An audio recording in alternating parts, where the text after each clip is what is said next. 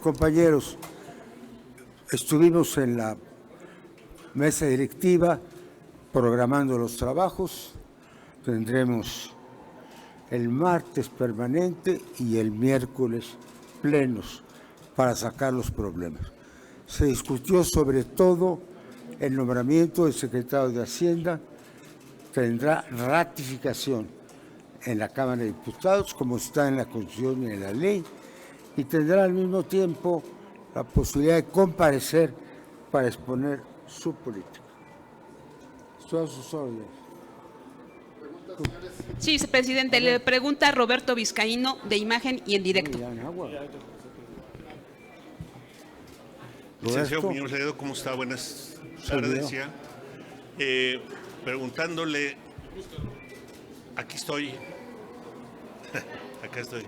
A ver, no te veía. Están contra la luz. Gracias. Licenciado Muñoz Ledo, pareciera a veces que vivimos un rediseño del Estado muy complicado. A ustedes en la Cámara de Diputados, en la Cámara de Senadores les toca hacer estos cambios. ¿Cómo ha visto usted este primer año de la Cuarta Transformación desde la presidencia de la Cámara y qué prevé que va a ocurrir en lo que falta y qué es lo que falta? Permítame. Respecto del Congreso, concretamente de la Cámara, hemos preparado un documento breve de difusión para explicar en qué ha consistido la 4T en la Cámara de Diputados. Se invirtieron los términos de su popularidad. Cuando yo llegué al cargo estaba 76% de la opinión en contra, y aquí lo dije. Y ahora está 43% de la opinión a favor. Un cambio radical en la opinión pública y en el funcionamiento de la Cámara. Hemos trabajado, hemos ahorrado, hemos estado puntuales y pegados a nuestra función parlamentaria. De lo de Hacienda, no es de sorprender nunca, perdónenme, en ningún país presidencial o parlamentario que cambie un secretario de Hacienda. Aquí parece que se cae el mundo, ¿no? El licenciado Ursúa es un funcionario muy competente, pero esa política económica chocaba con las demás. Desde que nos enviaron, recuerdan ustedes, el programa del presidente y luego como un anexo el de Hacienda. ¿Por qué? Porque la política hacendaria tradicionalmente es contraccionista y necesitamos una política expansionista. Ha bajado el crecimiento, reordenar el gasto y equilibrar. En los gobiernos anteriores había Secretaría de Programación y Presupuesto, que es la que se encargaba de ordenar el gasto, y la otra de proveer los recursos financieros. Cuando ambas cayeron en la misma dirección, se desequilibró el gobierno. Pero hay otras que intervienen. Economía interviene en muchas cosas, en las relaciones externas comerciales, por ejemplo. Trabajo interviene en materia de salarios, etcétera. Entonces, para mí es un nuevo equilibrio entre una política contraccionista, necesariamente conservadora, y otra expansionista. Creo que subsecretario Andrade está más orientado a un gasto ordenado más que a un ahorro innecesario. Yo creo que es muy acertado el cambio con respecto a todos los funcionarios que cumplieron su tarea. Le pregunta ahora Claudia Flores Barreto, de Noticieros Televisa. Por favor.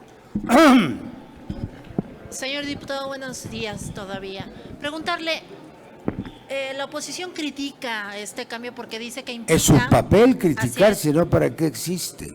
El asunto es que dice que hay graves riesgos para... ¿Cómo? El asunto es que el argumento es que hay graves riesgos para la economía mexicana. No te oigo.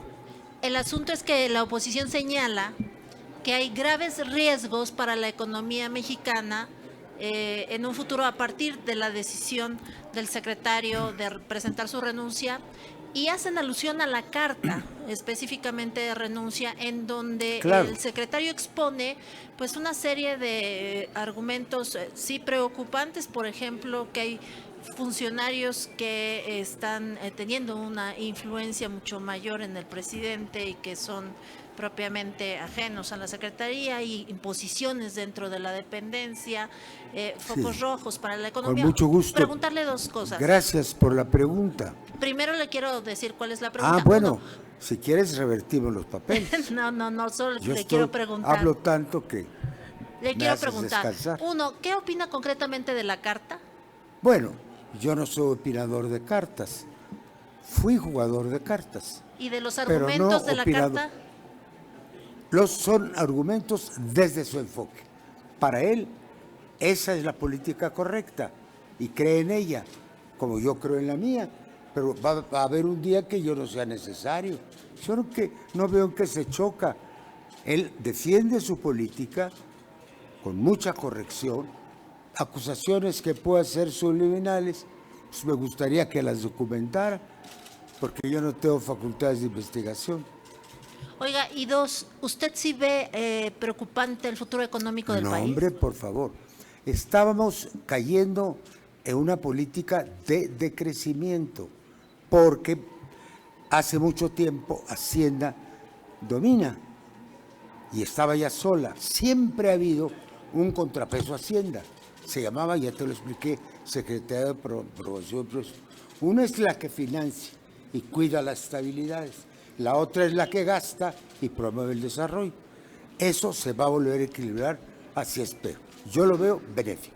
Es más, creo, a riesgo de que economistas me desmientan, que en este momento a México le urge una política contracíclica. Contracíclica quiere decir de gasto para levantar el crecimiento. Se necesita aumentar la inversión pública, necesita fomentar la inversión privada y quitar frenos al crecimiento. Yo creo que es una decisión muy acertada y estaré dispuesto a debatir con economistas este asunto. Gracias. Gracias. diputado. Le pregunta ahora Leticia Robles de la Rosa de Excelsior. ¿De qué? Buenos días, diputado. Nada más una duda. Si el secretario de Hacienda va a ser ratificado hasta el 18, el jueves 18, es decir, dentro de una semana en Cámara de Diputados, 2 días.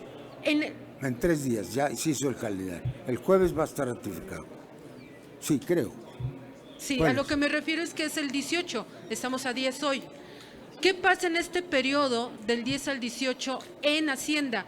Porque oficialmente no hay secretario de Hacienda hasta Bueno, que lo ratifique la no Cámara de es Diputados. no es una decisión nuestra, sino de la ley. No todas las leyes están bien pensadas, porque otras cosas no necesitaban prácticamente el Congreso. 2 días, ahorita lo discutimos, pues funge el subsecretario en términos reglamentarios. Es decir, que No, mira, es como si primero nombraras a un embajador y luego pidieras el beneplácito. Está mal dispuesto, pero no es cosa nuestra. Te explico.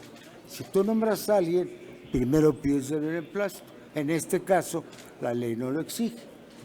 Claro, como vamos entrando, aunque con cierta lentitud, en una democracia, nos estamos dando cuenta de cosas que antes se resolvían con el dedo. No es más que eso. sí, Sí. lo que voy es a esto. ¿Pero estás culpando a alguien, a la ley o a quién?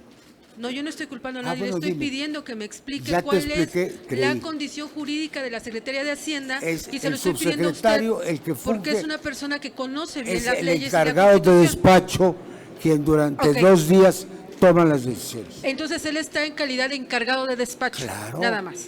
Porque claro. además está en funciones de subsecretario. Claro. Ok. No. El Sí, porque él es el subsecretario- subsecretario de Hacienda. El subsecretario está en funciones en De esto secretario de durante Hacienda. 2 días. Son 8 días, diputado. No, ya se adelantó el calendario. Ah, entonces ya no va a ser el 18, va a ser No, el... no, se adelantó. Va a ser esta semana. ¿eh? Ah, 2 ok. días nada más. Bueno, gracias. Elizabeth Robles de Canal del Congreso. Diputado, buenos días. Una opinión acerca de la decisión del Congreso de Baja California acerca de ampliar el periodo del gobernador de 2 a 5 años de funciones. Perdóname, no estaba enterado, desgraciadamente. porque no he estado yendo a mi oficina en la Cámara de Diputados. No conozco el decreto ni conozco su fundamento constitucional interno. Ahora, en este caso, pues opera el Control Federal de Comunicación, de constitucionalidad. Si está equivocado, pues hay que ir a la Corte. Nosotros no podemos intervenir. La única instancia es la Suprema Corte. Sí, que haya una acción de constitucionalidad. Si no la hay, así va a seguir. Tendría que ser entonces a nivel local, No, federal. federal. Controles de la Constitución Federal. La local resuelven eso. Le pregunta Héctor Figueroa, de Grupo Imagen. Diputado, buenos días por acá. Entonces, solo para precisar, ¿va a comparecer ante la Cámara de Diputados el secretario de Hacienda Herrera?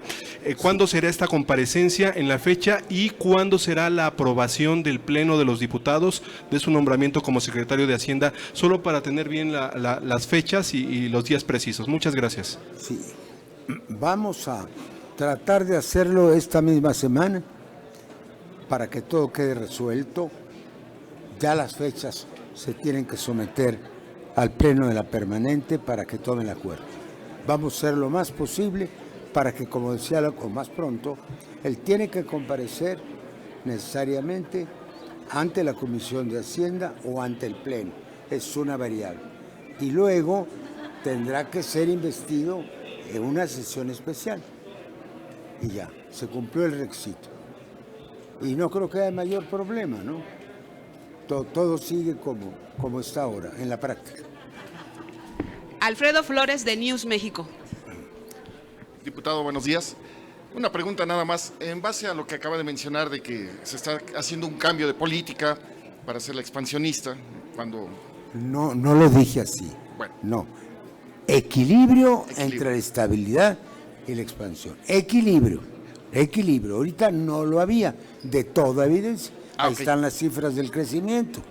Aquí la pregunta es, la población en general, una cosa es la macroeconomía, pero la población en general, ¿cuándo va a empezar a sentir en su bolsillo y en el empleo este equilibrio?